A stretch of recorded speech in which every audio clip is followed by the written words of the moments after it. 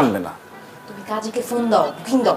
সমস্যা নেই, আমি কালকে গিয়ে কাজে নিয়ে আসবো, তুমি টেনশন করবে না। ভালো হয়েছে কিন্তু।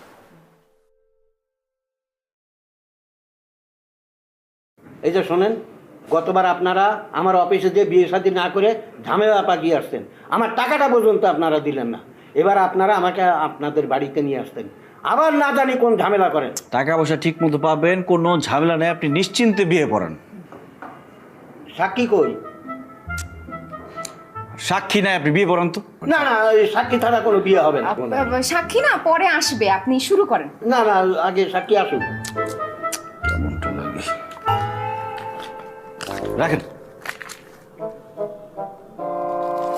এটা একটা সাক্ষী, সাক্ষী লাগবে দুইটা।